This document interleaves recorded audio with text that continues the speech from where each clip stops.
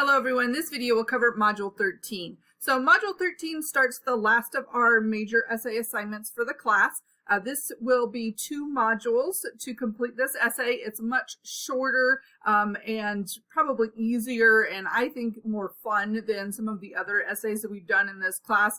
So what we're going to be doing here is just learning a little bit more about analysis, and so this module shouldn't take you very long to complete. We have a quiz and we have a discussion board. Mostly it's just about planning your essay, kind of thinking about what you might want to do for your essay, and then you have 2 options for completing it, so you will also have to decide which option you're going to use.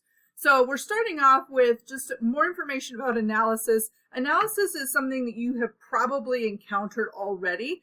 Depending on who you had for Comp 1, you may have already done an analysis essay.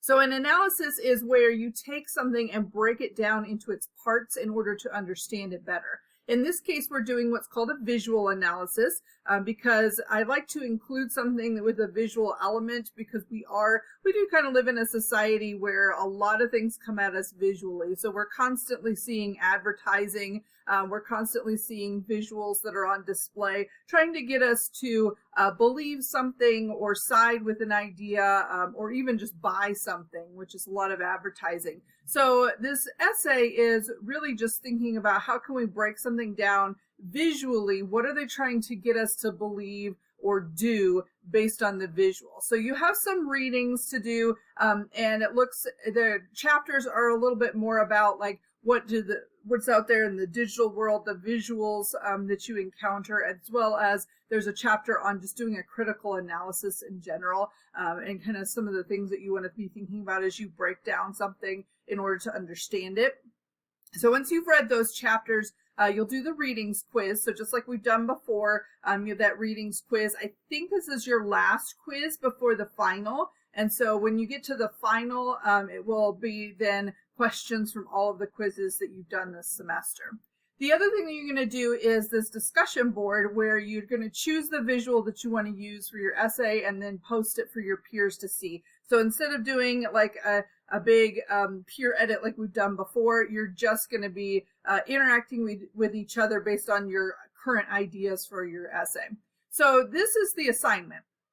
The visual analysis criteria, you are going to go choose a visual that you feel has something behind it that can be analyzed. There's a lot out there. I do really recommend that students just, pick up a magazine or something and start looking through advertising, just because that kind of advertising, it makes it really easy to do this essay.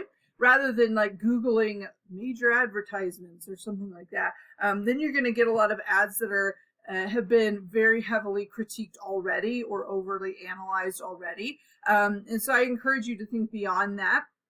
We have lots of different mediums that you could look at.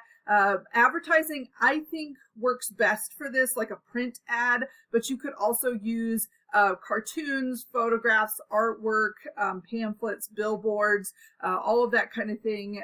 You could use commercials if you want to, but because commercials are like a movie type medium, so film, they are a little bit more challenging to analyze because you have a lot more to look at. So something that's just a traditional like still print ad that would show up in a magazine, that's the best thing to use for this assignment. So you've got 2 options for completing it. The first one is just doing a traditional analysis. So you're writing an essay about this visual.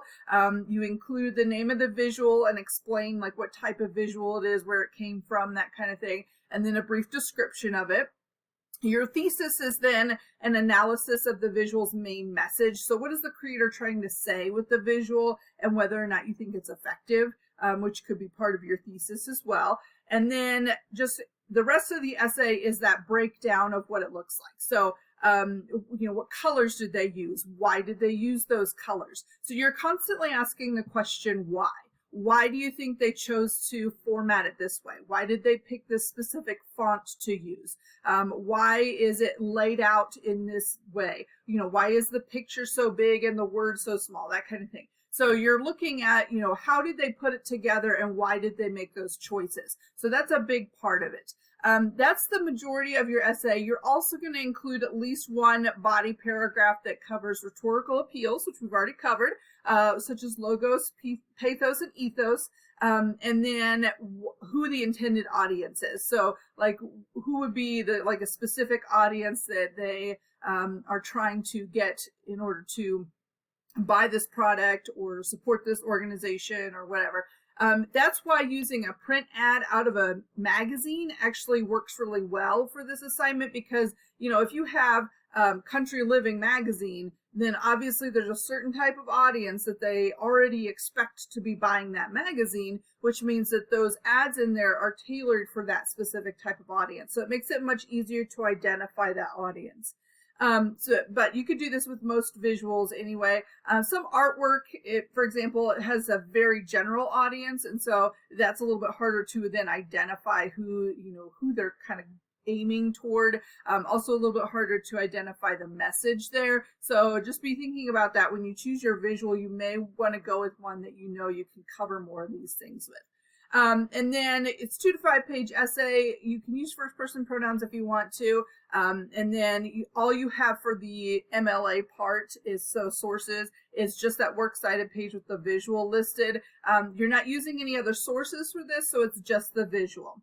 Then you want to include a copy of the visual. Most students copy and paste it directly into their Word document. So that's option 1. Option 2 is to actually do an AI analysis of a visual and then analyze the AI analysis. So it's a less traditional way of writing, but basically what you're going to do is go into some kind of AI generator. ChatGPT obviously works well, but Gemini could work well as well. And there's some other ones out there that I may put some links in here for you. If you like one in particular, you can use it. Your essay then is whatever the AI generator spits back at you, and then you're going to copy and paste it into a Word document. Underneath that, you're actually going to write your own essay, but instead of analyzing the visual, you are analyzing the essay that the AI generator created.